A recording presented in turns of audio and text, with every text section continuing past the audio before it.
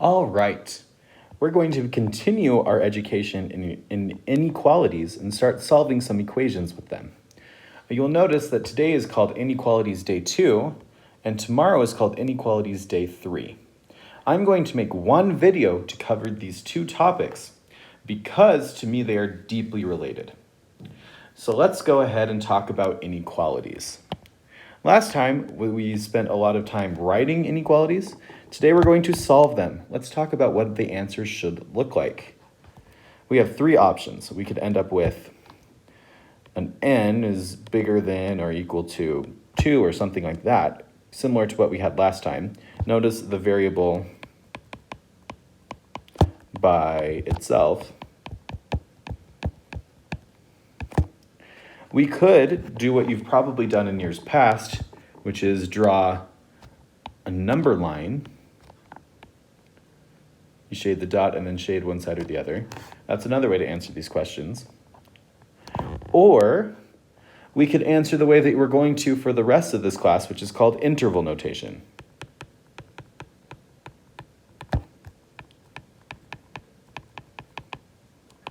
Interval notation is a way of expressing what we get from a graph like so in words.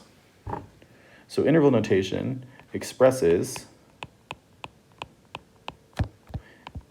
the range of solutions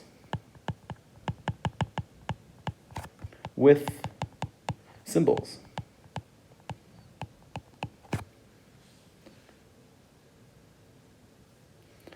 We write interval notation smallest to largest.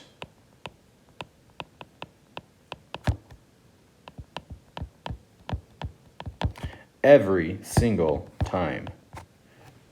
This is the most common made mistake on the next assessment, is people not writing their interval notation correctly. Keep in mind, we talked yesterday about two very important concepts that will show up again today a lot: negative infinity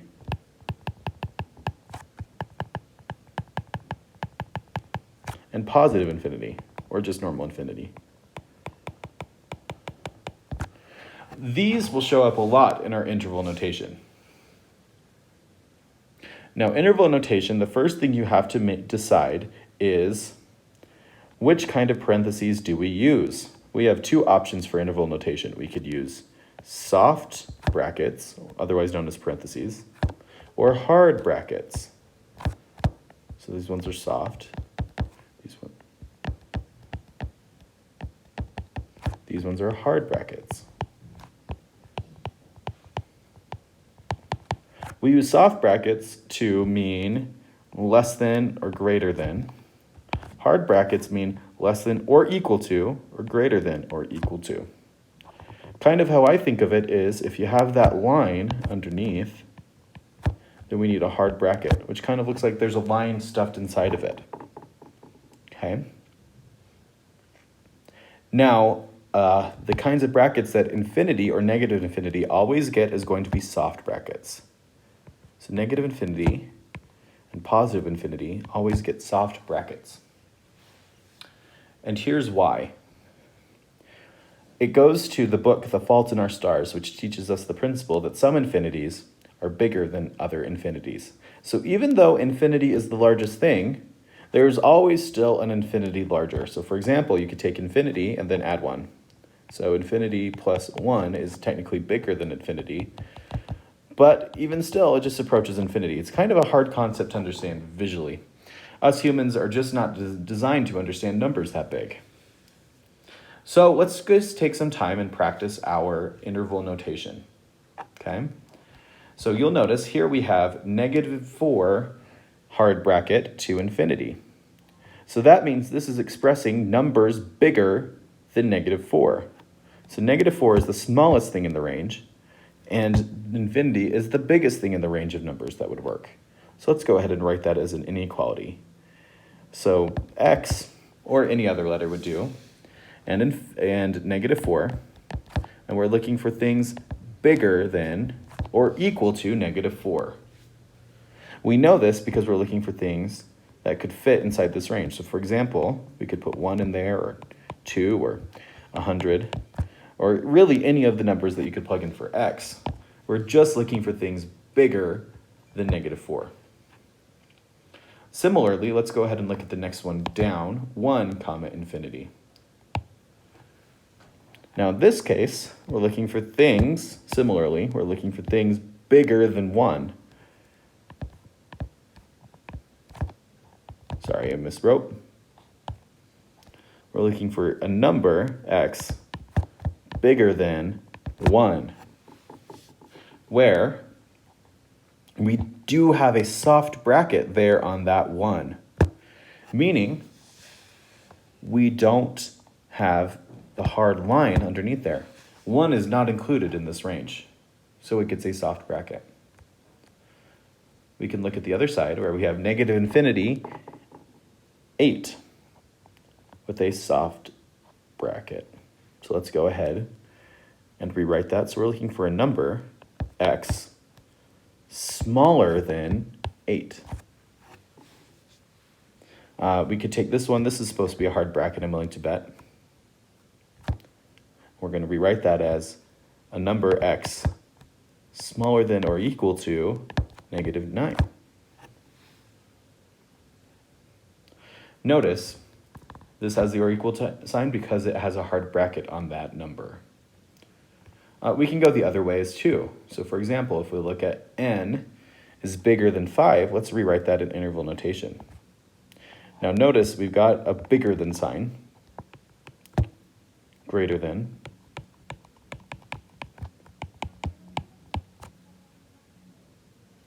so we're thinking towards infinity. 5 is going to be the smallest number in the set. Separate them by a comma. Now, infinities always get a soft bracket. And in this case, 5 also gets a soft bracket. Why? Because there's no or equal to line. Since that's not there, we have to use a soft bracket. We can use the same logic here. This one, in this case, is less than. So we're looking for numbers smaller than 6. Now, is positive infinity smaller than 6 or negative infinity smaller than 6? That's going to be negative infinity. That's the smallest number that exists. And the upper range is going to be 6. Now, negative infinity always gets a soft bracket. And 6 is going to get a hard bracket. Why? Because there's a line underneath it.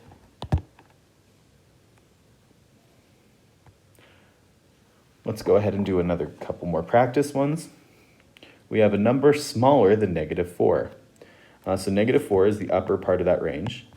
We're looking for things smaller than that, which includes negative infinity.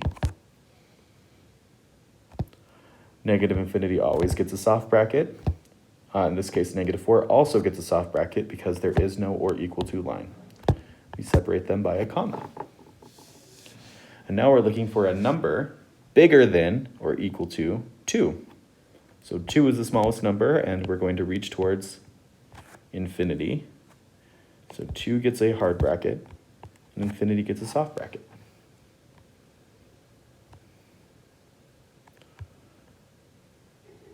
So from here, we may solve some basic equations. We have x minus 4 is equal to, nope, I lied. It's not equal to, it's less than. X minus 4 is less than 7. The nice thing is, all of the rules that we knew before still hold true, with one exception that we will talk about in the next lesson. So, in this particular case, I think our instinct would be to get the x all by itself. We want to get the x all by itself. In this case, the -4 is keeping it from being all by itself. So to get rid of it, we add 4 to both sides. We can still do this, even though we don't have an equal sign in the middle. That will give us x is less than 11. Now here's the thing. We are asked to answer in interval notation. An important thing to remember. In secondary 1, everything we do will be answered in interval notation. So from here, we have to interpret this into interval notation. So we're looking for numbers smaller than 11. Now, is positive infinity smaller than 11, or is negative infinity smaller than 11? Negative infinity is smaller than 11, so let's go ahead and write negative infinity, comma, 11.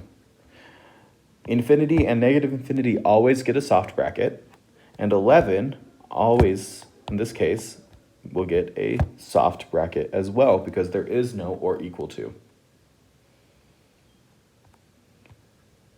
Now we have x divided by 7 is equal to negative 1. Once again, we want to get the x all by itself. In this case, the 7 is keeping it from being by itself, so we multiply by 7. That will give us x is bigger than negative 7. So from here, let's go ahead and interpret this into interval notation. In this case, we're looking for things bigger than negative 7, and we always know that the biggest thing is infinity. Negative 7 is going to be the lower bound there. Negative 7 is going to get a soft bracket, and infinity is going to get a soft bracket as well. Our last problem, x plus 9 is less than or equal to negative 2. So we'll go ahead and subtract 9. We're going to get x is less than or equal to negative 11. So from here, we're going to get negative 11. And we're looking for things smaller than negative 11. So negative infinity is going to be in play. Negative infinity always gets a soft bracket. And negative 11 in this case gets a firm bracket because we have an or equal to sign there. So now let's go ahead and learn the one rule that doesn't hold true from what we have done so far. I'm going to go ahead and zoom out. So if you need a good look at the whole notes, you can see them before I switch over to the next page. The only new rule is this. When we divide by a negative, we must switch the sign. This is only when we divide by negative. Multiplying by negative is just fine. Okay? So let's go ahead and demonstrate it. So we have 2x is less than 8. We want to get rid of that negative 2, so we're going to divide by negative 2, divide by negative 2, giving us x and negative 4. And we must take that sign and we must flip its direction. Instead of saying less than, it should say greater than. So we're looking for numbers greater than negative 4. We are not fully done. We have to answer this in interval notation. So that's going to be negative 4 is going to be one of the numbers at play. Now we're looking for things bigger than negative 4, which I know is infinity. We're going to have a soft bracket on negative 4. We'll have a soft bracket on infinity because infinities always get a soft bracket. Negative 4 gets a soft bracket because there is no or equal to. Moving on to the next one, we see we have negative x is bigger than negative 4, so we have to divide by negative 1 in this case. That'll give us x is less than or equal to 4. So then from here, we can go ahead and rewrite this. So 4 is definitely going to be involved in our answer because that's the number that we got. From there, we can go ahead and rewrite this to be negative infinity, comma 4, because we're looking for things smaller than 4. Negative infinity always gets a soft bracket. 4 will get a hard bracket in this particular case.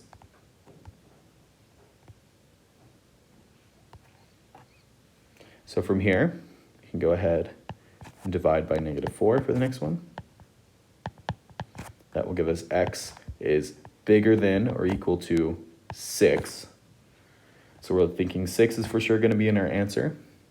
And we need to think, are we going positive infinity or negative infinity? Well, we're going towards positive infinity. That'll give us a hard bracket on the 6 because it's got the equal to, then we have the soft bracket on the infinity. As always, if you have questions, please let me know. One thing we add in this assignment for day 3 is two-step equations, meaning it's basically the exact same as what we've done so far. All of the rules stay the same. The only thing that changes is the number of steps we have to do before x is by itself. We've done pretty well so far with those kinds of things up to this point, so I feel pretty confident that we will understand.